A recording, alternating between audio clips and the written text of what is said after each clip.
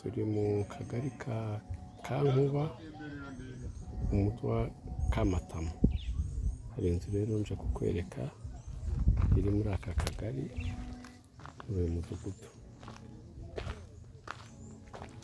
Iyi nzu iratangirira hano, twatangiye twaje, kaduhere twinjiremo imbere mu marembo.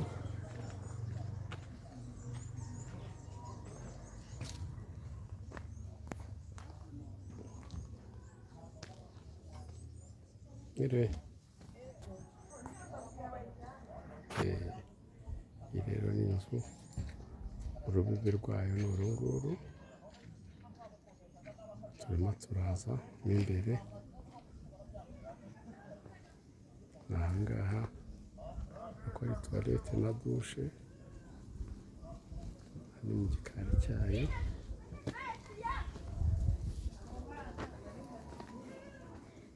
Urabona ko iyi nzu ari nziza, dutuye ku muhanda, aha ni mu gikari, uru ni urubibi. Izi ni inzu zo gukodeshwa no kuba waturamo, inzu nini kandi zihagije. Iyi nzu rero, iki ni igikari cya mbere, tugiye kwinjira muri iki gikari cya kabiri. Uru rugo rurakomeza, turacyaza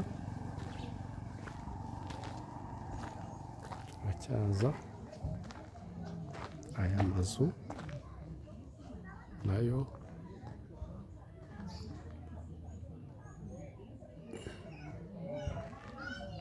turacyaza. Wakibonye igikari,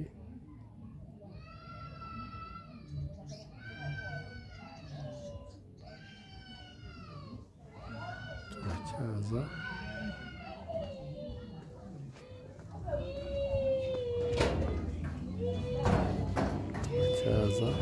Aho se ni mu gikari,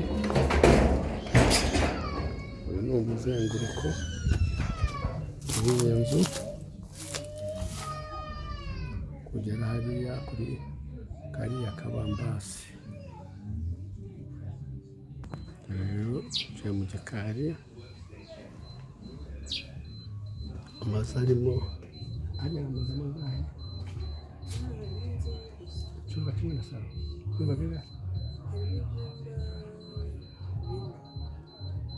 Iyi ni inzu y'ibyumba 4 na salo, iri muri iki gikari, irihariye. Iyi ibyumba 4 na salo, ifite amatoilette yayo n'amadushe yayo. Urabona ko ni inzu nziza, ni urugo rwiza.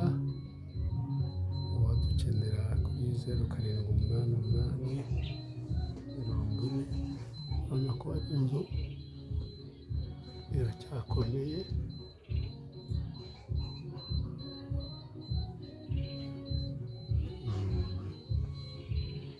Wadukenera 078240 3395.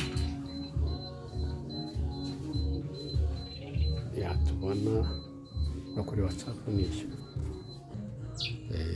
Igikari tuvuyemo rero, dore urugi rwaho ni uru nguru, ni uru nguru.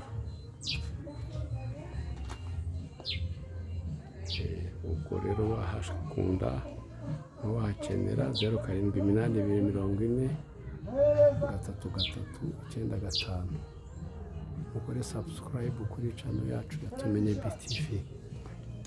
Amahoro y'Imana.